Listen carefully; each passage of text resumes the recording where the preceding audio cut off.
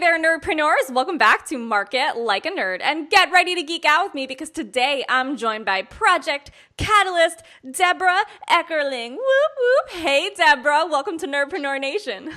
Well, thank you so much for having me, and I love the fanfare, so awesome. Yay! We're so stoked to have you. Now, for everyone who is listening, today we're going to be talking about how Debra here recommends that you launch your blog in 30 days with guided goal setting and how to accomplish all of that. So first, let me tell you a little bit more about Debra, and then we'll talk about her tips for how to launch your blog in 30 days with guided goal setting. Let's do this.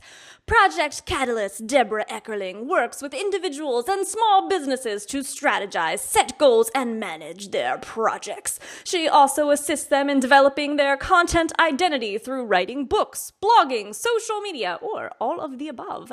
Debra is the founder of Right On Online, a website and community for writers, and the author of Right On Blogging, 51 Tips to Create, Write, and Promote Your Blog. She is the host of the Guided Goals podcast, co-producer of the #140 conference, and an editor for Social Media Examiner. Debra speaks on the subjects of writing, networking, goal setting, and social media, and hosts a monthly hangout for writers, artists, and entrepreneurs in Los Angeles, California. Now, that is the overview of her story and biography, but I want you guys to get to know the real Debra. So, before we get into the meat of today's episode, let's have some fun. You ready, Deb? I think I am. Yes, absolutely. You think or you know? Oh, I totally know. All yeah, right. Let's do this. All right, I'll go easy on you. Write a book or write a blog? Write a book and then write a blog and then turn it into a book. Ooh, nice answer. I like. Hardcover or paperback? Ebook. You're a little rebel, aren't you? A little bit. Well, because it's so easy, right? Yeah. And especially in the digital age. Yeah. So I don't know. I've always there's something special, I think, about having the physical book in your hands. I was in one of those schools that was really anal retentive about your books. You had to have like 5 different colored pencils coloring in the books, and you had to write in the margins. Like our English teacher, she would say if there's nothing in the margins, you're not getting an A because it means you weren't evaluating the book enough. And we had like Post-it notes, and different colors meant different things. Like there was a color for each character, a color for the theme, a color for like all these different things. It was so ridiculous. So I just got very attached to having the physical paperback book in my hand that I could write on and manipulate. Well, if we have to choose between paperback and hardcover, I would say paperback because they're lighter and you could have more books. Yeah, there we go. So there you go. Read a crappy... I'll answer your question. That's okay. I like the rebel. It's fun. Read a crappy 50-page book or a 500-page page turner. Oh, the crappy quick book for sure. That's so funny. I did not expect that. Most like diehard readers, they're going to be like, the page turner, obviously. But no, I totally agree. I don't know. I don't think I'd be attention span for a 500-page book. Screw that. You know what are really fun, though? They have like food mysteries. And it's great. So it's still, there's substance to it, right? How do you make a food a mystery? Yeah, the caterer is the hero. Interesting. or the baker or the, of course, I'm blanking on all of the authors, but I will send you links. It's just, if there's a book where you can read it in like 2 days, yeah, it's much more efficient for time, right? Yeah, and that feels good for my ADD self, so I like that. Would you rather be forced to write 10 hours every day for the rest of your life or never write another word ever again? I'd have to go with the force to write because I can't imagine. Well, except, can I talk words? Oh, I don't know. There's got to be a little bit of... There's that rebel in you again. All right, finally, let's see how you talk your way out of this one. Would you rather set a big goal and always fall short, but learn in the process, or set a small goal and always reach it? I can't talk my way out of it. I think the big goal, because this is the whole point of goal setting, is to come up with things that you want to accomplish and reach towards it. You might not get there, but if you get close, you're much better than if you haven't tried to begin with. I agree. Like, people think I'm crazy the way that I set goals, because, there's some people where, like, if they said, I want to make $2 million, and they fell short of it and they didn't make it, they would be really, really hard on themselves. But for me, like, if I set $1 million goal and I only make 600,000, I'm be like, all right, I made 600,000. Like, that's really good. And I fell short, but I still would have gotten a lot. I still got a lot further doing that than if I set, say, like a $100,000 goal, because that big goal, it really stretches you. It pushes you. That is the entire point. And I think it's really important when you set goals too, that you should have easy goals, manageable goals, and like huge reach goals, because you want to constantly be going for better things, right? So why not reach for, what is it? You reach for the moon, you still get the stars? Yes, I know, exactly. It's cheesy, but no, it is but I so agree. true. All right, beautiful. Thank you. That was fun. That was fun. Thank you. Let's get down to business. So, Debra, you told me that you were going to share with us today about how to launch your blog in 30 days with guided goal setting. So let's dive in. Can you get a little OCD and break it down into your top 5 main steps or tips for us today? Absolutely. And I'm going to start with the most important. Are you going to be a rebel and give 6 instead of 5? It could happen. The real super most important thing about doing anything, and you could start a blog in a month, you could do it in 2 weeks, you could do it in 3 months, but the entire point of it is to commit to it. You need to say, I'm going to do this. I'm going to make the time. I'm going to block off appointments in my calendar. So I'm working an hour, 2 hours, 3 hours a week at set times. And yes, you can set times and move your appointments around. I don't care how, I am a rebel. I don't care how you cheat your time. But let's say you think, okay, I can commit to 3 hours a week to work on my blog. You put those appointments in your calendar and you keep them. Yeah. And if you can't keep them, I love electronic calendars. You could just like click on the appointment and move it to a different time. It's awesome. Or split it up and do half hour a day, 6 days, and take a day off. It doesn't matter. What matters is, and this is the difference between accomplishing your goals and be like, darn, right? Yeah, I'm going to do it. You make the action more tangible. You make the action more real. I know for me recently, I'm right now organizing a launch with my business partner, Minling Chuang from Brand Fame, and we're organizing this new program called Fame. And love it. And at first, like when she and I decided we were going to do it, we were taking a really long time getting everything in place because I like to be really flexible with myself. I like to go at just like a very easy pace in my business. And, I don't like to feel overwhelmed or overworked in anything that I do. So I take my time with things. But it was getting to the point where we were like, we really got to like move ahead on this. So we sat down on a call together and we went and we put every single thing in the calendar. We put this email is going to go out on this date. This email is going to go out on this date. This email is going to go on this date. We're going to do this live stream on this date. And we created an entire launch calendar on like every single solitary date and every single solitary action. And now we're actually going to do the launch, and it's going to be so much sooner than it would have been if we had just kind of, been doing things as we went along. We made it concrete and we made it tangible and we made it actionable by actually putting it into the calendar. That's what you have to do. You absolutely. I'm so proud. And you did this not knowing me. Even better. We have similar brains. Clearly. And so this is the thing with the first point. You have to commit to it and set your time.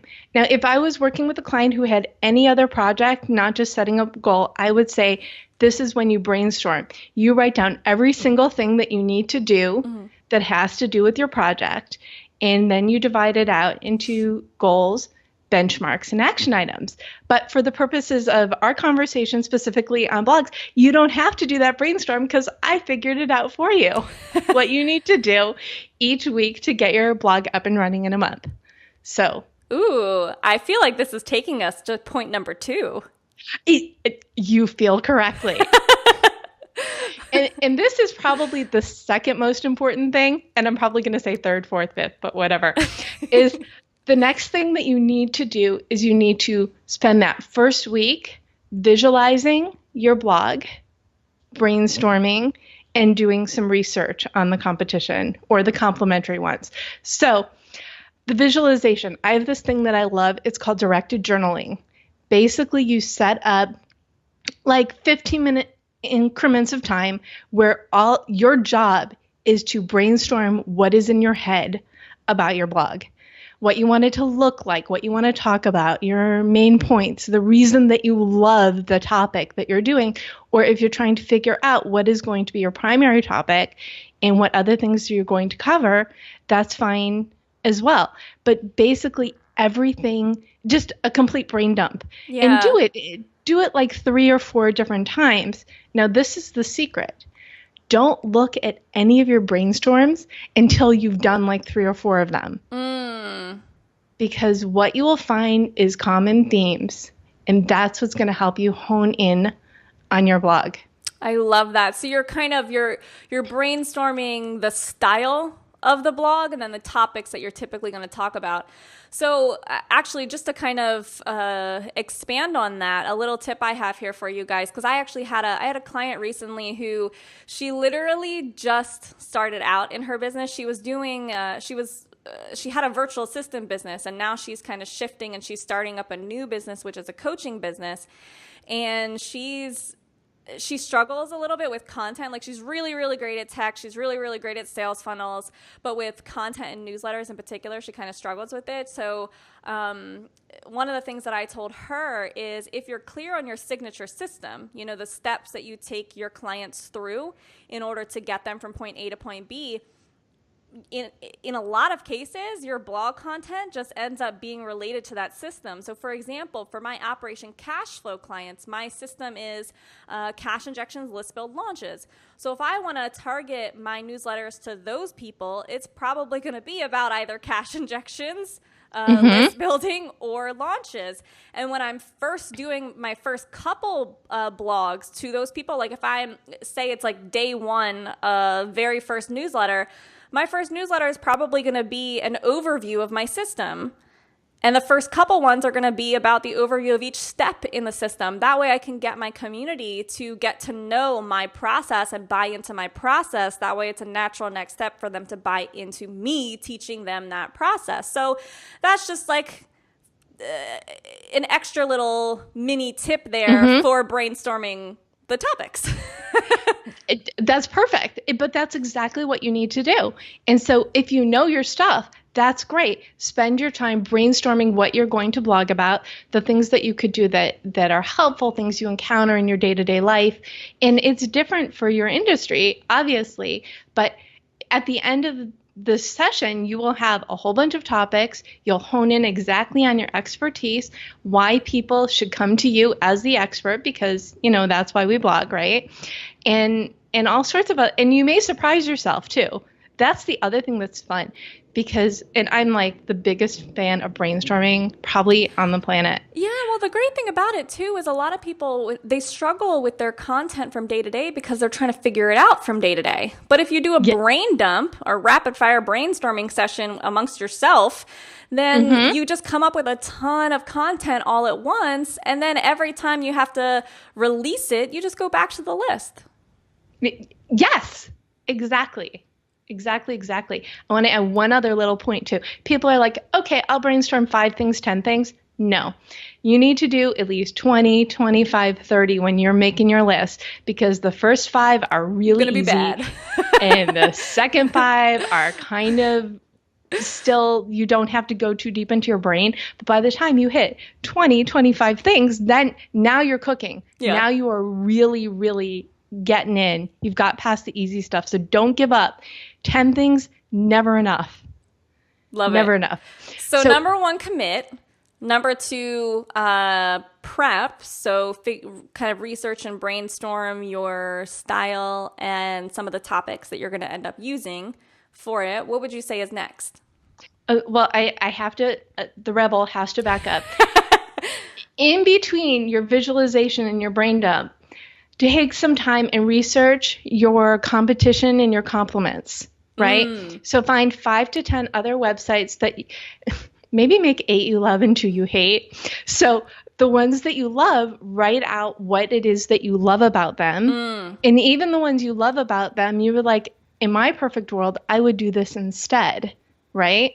And then the ones that you're like about, if I was the queen of this universe, this is how I would fix it. So it's a great way to see what others in your industry, and it doesn't even have to be in your industry, but others are doing, see what you can take and adapt for your purpose and what you absolutely never want to do on your blog. Yeah. So that's the other thing to do in that first week. I love that. That's actually what took me to doing video blogs, because I was looking at my competitors and the ones who I really admired and I really liked their stuff. It wasn't just text blogs, it was video blogs with text. And I was like, oh, let me try that out. So now I've got technically right now I've got video, podcast, and text, because that was the other thing I really liked, John Lee Dumas's stuff and Pat Flynn stuff. And I was looking at what they were doing, and they were doing audio blogs. So I kind of combined it and discovered my style by looking at my competitors. So yeah, 100%. I love that advice. Thank you. You're welcome. See, you are the master of this universe. And that's why I said those first 2 points are really the most important ones. You need to commit the time and then take the time to figure out what you're doing, because then it will make everything else that much easier. So that's what you should be doing during the first week. Now, the second week, you've read your notes, and if you haven't started a blog before, you need to go research your URLs. You want to get, this is the design. So figure out, and there are ways to do it really, scrappy.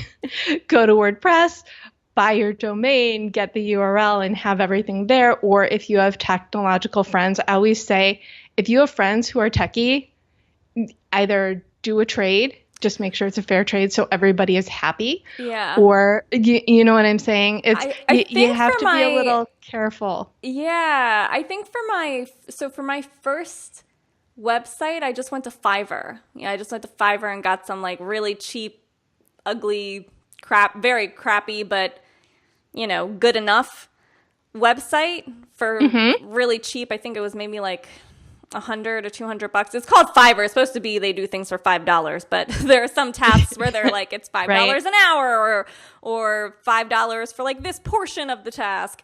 So it ended up being like $100, $200. The website, which is like nothing. No, I know, but it was good enough for now. Like, obviously, I would not have gotten my current website for that much. No, my current website is like way too high end to get on Fiverr.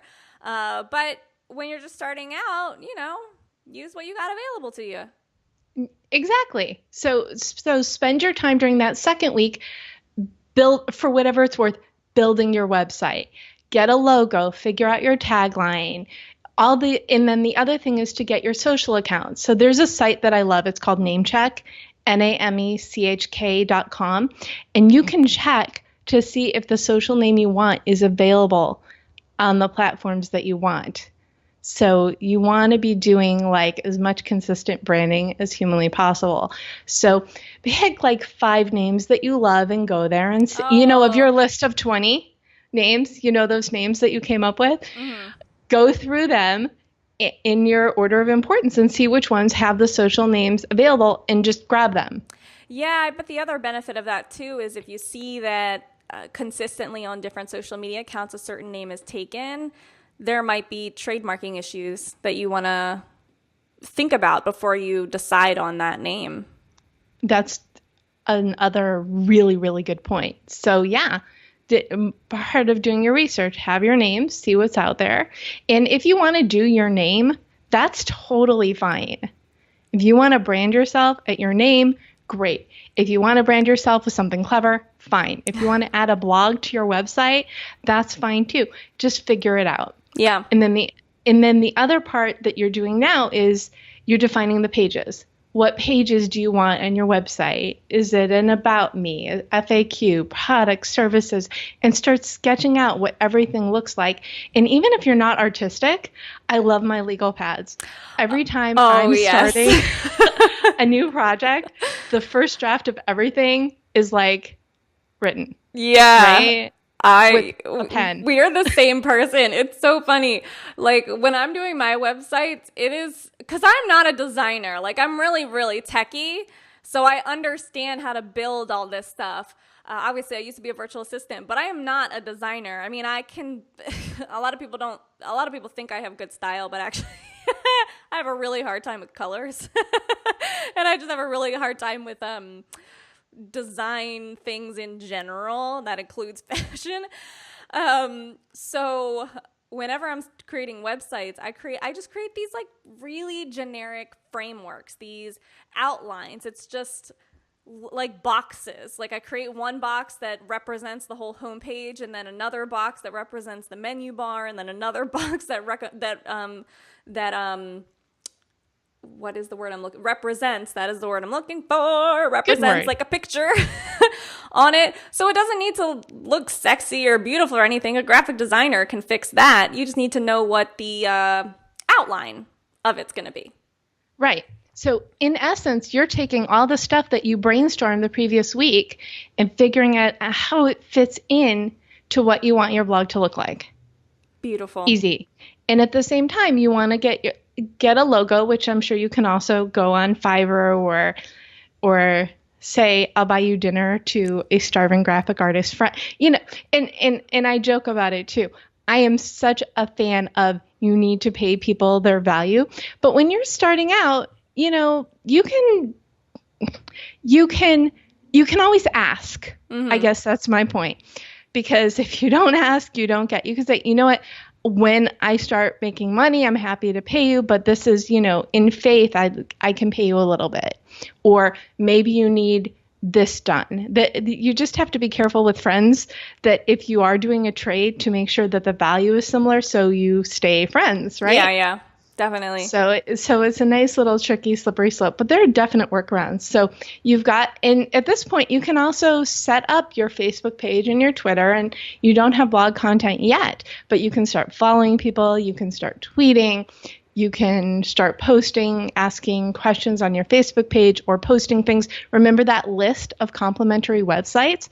You go to that list in their Facebook pages and their Twitters, and you have content to share because, again, the blog is all about showing that you're an expert. So while you are building up your platform to show your expertise, why not shine the light on other people? Because at some point, you may go back to them and want to interview them, invite them to do a guest post. So you're doing the relationship development. Now, I know this. Oh, I am going to sneak in an extra one. I know it's well, it's 30 days, but I basically gave you 4 weeks, which is 28 days, which is fine. So those extra little days, we don't want them to just be hanging out there in the universe, right? Use it to practice your writing. If you are not a natural writer, I've got a secret. It's okay. The more that you write, the better you will become at writing. So I mean, I don't know that anyone is a natural writer. I mean, we learn as we grow, and we develop skills by putting in the time for them. So just because someone looks like they're a really great writer, or they have, really great books that they've put out there, it doesn't mean that they've always been that way. They had to work at it. I know for me, like I went to schools that were obsessed with English, and then I went to college for writing, and then I went to grad school for writing. And then even then, when I got into the entrepreneurial world, I still had trouble writing because it was sales writing. It was a different type of writing. And then I had to go and learn that all from scratch. So no one is necessarily a natural writer, we have to develop that skill. And if you're in that place where you haven't developed it yet, you absolutely 100% can. You just have to put in the time and effort for it. Yeah, absolutely. I always say I was born to blog because even after journalism school, I was writing these slice of life. Those were my favorite things. And I'm like, when blogging became a thing, I'm like, oh my God, born for this, right? Because I have always, and I can write corporate writing. I worked in the corporate world, which people laugh sometimes when they hear that. But it, you can write whatever, but your most natural writing is a skill that you could develop and improve. And it goes back to the journaling. Write what you see, write your experiences. You don't have to post or publish any of them, but that's what's going to help you really develop your style and your tone. Yeah, I love that you said that too, because I think a lot of people get all up in their head thinking that their content in their industry has to sound a certain way or read a certain way. And that's just not true. You can develop your own style. Like for anyone, if you're not on my newsletter, when you get on my newsletter, it's not written the way that most people write newsletters. Like most people do like paragraphs, for example. Mine are almost broken down like poems where every line has a line break. Awesome. At a point where I feel like there's like a pause in the sentence, or almost like people are taking a breath when they're reading. So I break the lines at a certain point, kind of like you do in poems in my newsletters. And that's my style. That's the way that I write. So, and there's other people who are very different. Like they'll just literally send out like a quote or something for their newsletter. And that's it, like a mantra for the week. And that's their style. So that's acceptable. You just have to figure out what your style is. Mm-hmm. In my newsletter for Write On Online, it's news and events going on in mostly it's LA because I live in LA, but I have a guy who has a writers group in DC. So I just take the different news and events for people, some around the world, not just around the country, and put them into my newsletter and talk about my upcoming meetings and whatever. So yeah, it's what you put out there and what you develop. So for sure. And you can do whatever you want. And guess what else? You can change things up too, right? Oh my gosh. I have changed my newsletter like 6 times. It's ridiculous. I'm sticking with it now. I'm sticking with what I got now, though. I'm sticking Only with it. 6 times? Oh, come on. No, but it's good. That's the thing. Now you shouldn't change things right away, right? Yeah. Especially where this is a really good transition to the next point, which is planning, because you can start with something and stick with it for a few months, and then you can always change it. I always say, start with what can you do? Figure out your blogging schedule. If you think 2 times a week is going to be a piece of cake, you should still start with blogging 1 time a week, right? Pick a day, pick a consistent day. Also decide, are you going to write short posts or long posts? If you want to do both, fine, but come up with a system. I'm going to do 3 500-word posts a month, and then at the end of the month, I'll do a 1,000-word post that's an interview. So this is when you want to make your content decisions. The other thing is make an editorial calendar and try and work 3 months out. Yes, if you're a newsy site, you can just put in like news. I will blog about news this week. And there's so many different factors depending on your topic. But let's say 1 time a week, 1 times, great. 1 time a week. Some are short, some are long. Some will be 1 a week will be a roundup post. So you can reach out to those other websites that you've been sharing who now know who you are because you've been sharing them. So just figure out the types of content that you're comfortable writing and figure out what you're going to do each week. Make an editorial calendar, give yourself deadlines. Deadlines are huge because as we said before, if you don't have them, you can't possibly make them, right? Yeah, and I find without the actual, you call it editorial calendar, I call it a promotional calendar. Without mine, it's so easy for me to get off track and to like skip a week just because I don't feel like it, or I don't feel like figuring out what the content is going to be. And when I have the calendar in place, it makes it it sets me up so that I know for at least a quarter, sometimes more than that, out what I'm going to be writing, so I actually stick on schedule with it. The other thing you can do, and I love these, there are the fake holidays, unique holidays, Oh, National yeah. Hamburger Day, Donut Day, Speak Like a Pirate Day. And there are a ton of food ones as well. If you just Google, or I can send you links if you want as well. One is the Nibble. They've got a great food holiday calendar. And then there's one that's on thisday.com, and you can go through the month the couple months in advance, see what's coming up, see what is relevant, and figure out how you can work it into your content. Because we all know on, hashtag donut day, there's going to be a lot of posts about where you can get free donuts. Mm-hmm. But if you've got a food page, make your own donuts at home for National Donut Day or for National Hamburger Day. The top 10 places to get hamburgers in your neighborhood, that works if you're a food blog or if you're a local blog.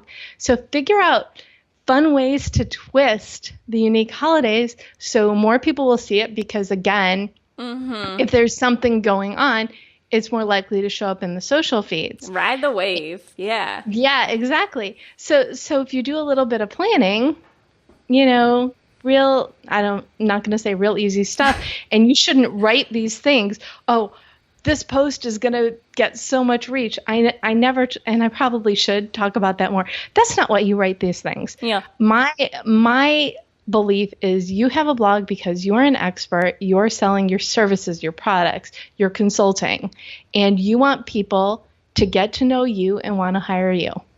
This is why most entrepreneurs blog, right? Some people blog to write, and even screenwriters and authors. When people are looking, for those who go the traditional route for publishing, they want to make sure you have a lot of followers before they hire you to publish your book. Mm-hmm. So these are all, if you look at your blog as this is the vehicle for people to know who I am, so they hire me, buy me, et cetera, that's what it should be. It shouldn't be with the goal of getting seen a lot, although you want to, and you can do things with your SEO and show up in searches. And I don't want to get all technical because we don't have that much time. Well, they can follow you to ask follow-up questions about that. They can absolutely follow up. And I also have my book, The Write On Blogging, 51 Tips to Create, Write, and Promote Your Blog. And basically what I did for this is this is how you break down the 51 tips into how you do, or what you need to do each week. So week 3, that is your prep week. Figure out what you're going to do, write your pages, make your blog live, show it to a couple, not a lot, a couple people you trust to get feedback, because if you show it to the world, you're going to get everybody having their own opinion. The other thing that's important is to know how much you like, or if there are things that you have questions about on your blog before you show it to people, because that way when people tell you to change things, you need to know if it serves your purpose. Mm-hmm. You know what I'm saying? There's so many people are like, oh, you need to put this here and you need to put that. No, you need to get your blog out there. Yeah. You can after 3 months, if you want to play with the design, or if you want to perfectly imperfect action. Yes. Or you're like, this is a piece of cake. I can do 2 posts a month. Great. Do 2 posts a month. Do what you can do that you can commit to. There's that word again. And keep doing it consistently. Yeah, that's huge. I know for me, like when I first started podcasting, actually, for example, if you guys have been listening to this podcast for a while, you probably noticed this. When I first started, I was like, I'm going to do 3 episodes a week. And then after like a month, I was like, I'm going to do 2 episodes a week. And then after a few months, I was like, I'm going to do 1 episode a week. And now I'm actually consistent with 1 episode a week. But it took me a while to figure that out, because I was trying to make it perfect instead of just getting it done and getting it consistent. Mm-hmm. That is the whole thing. And at one point, I think I published all 5 days on Write On Online, and then I reined it back. And now I'm at 2. So consistently every Wednesday, there's Write On Wednesday, which is upcoming events in the area or in whatever areas people send me. And then on Thursdays, I do author and expert Q&A.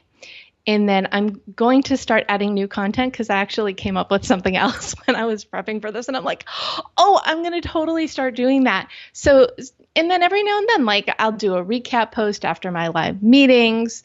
Every now and then I'll throw a little extra one in. But on Wednesdays and Thursdays, there's content on my blog. So and that brings us to the last thing is you need to write and edit and publish your posts. Yes. Because you're launching a blog. So, and again, it's get comfortable writing, figure out what works for you. In this, you can go back to your research as well and say, they do Q&As, but I like these questions. So I'm going to do it on this slant, which is more in line with my brand.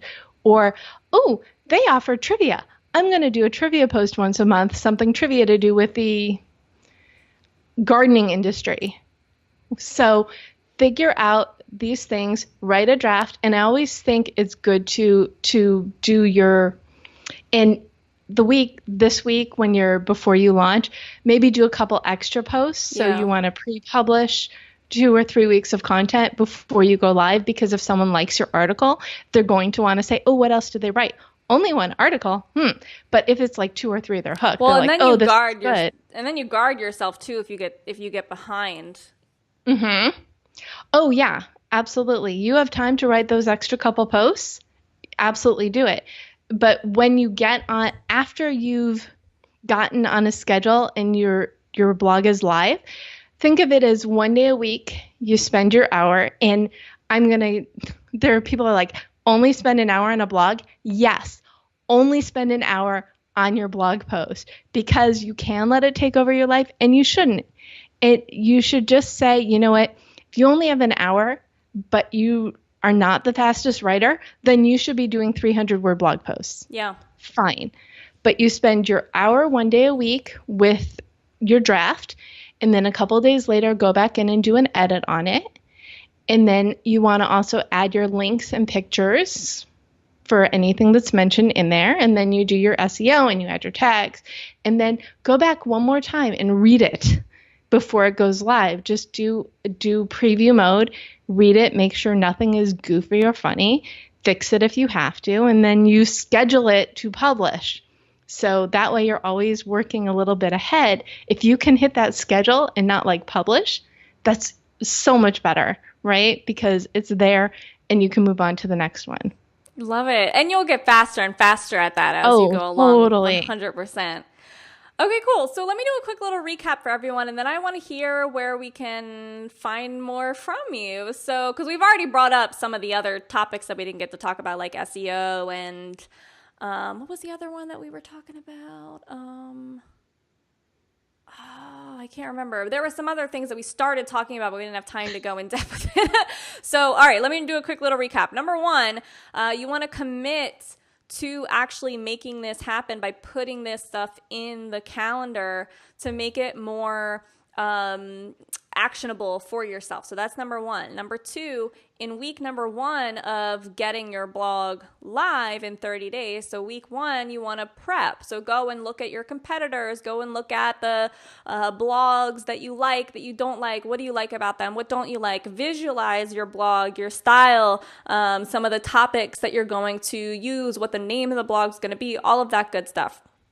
So do brainstorming, essentially, brainstorming and research. Right. Week two is to nail down what the presentation of the blog is going to look like. So what is the design of the site going to be? What is the design of the blog page is going to be? Like, what are the components of the blogs going to be? Like mine has video, audio, and then timestamp show notes, and then resources. There are other people who just have a video. There's other people who have a video and then a word for word transcription of everything. What are those components and the visual aspect of the website and the blog going to look like? Week three, start planning. So map out your editorial calendar for your blog and your content so that you actually know what's going to be released from day to day, week to week. And then finally, actually produce all of this content that you've been planning. So start writing, start editing, and start pressing that schedule button. Boom! Wow, that was good. I like recapping things. Recapping? Yeah. Very, very important. Now, Debra, for our nerdpreneurs who are listening, who want to get an A+ for effort and are going to take that extra step to look you up online, can you make it a little bit easier on them? Where can they find you? What's the gift that you have for us today? Okay, well, right on online. Remember, there are 2 ons on there, /market like a nerd. And you could pick up my blog action plan, which is basically a worksheet for all the decisions that you need to make when you are planning out your blog. So it's so old school. I like spreadsheets, but it's basically I do too. You're right. We're like this. I know. It's ridiculous. Like, I was talking to Kimra Luna a few months back. If you guys have been following me, you probably are familiar with Kimra Luna. She and I are buds, and we Facebook message every now and then. And we were Facebook messaging about this post that she made once about how much she hates spreadsheets. And I was like, dude, we are so different. Like, we really like each other. We really get along. But dang, we are totally different people. Everything that she hates, I love. Everything I love, she hates. It's ridiculous. And she was just really pissed about these spreadsheets. And I was like, spreadsheets are the best. I don't get it. That's so funny. So that's what you get if you go to that link and this is what I use with my clients for planning out, getting your blog all set up. And people can also, reach out. I'm at Right On Online everywhere. Twitter, Facebook, there's a page and a group. The page is for goal setting. The group is for community and support. What else? Oh, and I just want to reiterate one more thing. So these are the steps to put your blog out in a month. You could do it in less time. You could do it in more time. The whole key is to figure out what goals and what benchmarks you need to set and put the time on your calendar and then work towards achieving them. Yeah. That's it. I mean, it's easy. Easy. You have to do the work, but it's easy. Love it. I mean, if you have a plan, it does feel easy. It feels more seamless. Like if you're just kind of haphazardly figuring it out as you go along, of course it's going to feel like more work. It's going to feel like hard work. But if you actually have a plan, action steps, and you implement them, it does feel a lot easier. So, right on. Thanks. You should also love what you're doing, because if you don't love what you're doing, it's also going to be really, really painful. Yeah, then it won't feel fun at all. What you're creating. Been there. I think everybody has. Yeah. So walk of life. All right, Nerdpreneur Nation, there you have it. Our goal-setting superhero has swooped in to save the day. To grab her blog action planning workbook, go to rightononline.com/markets like a nerd.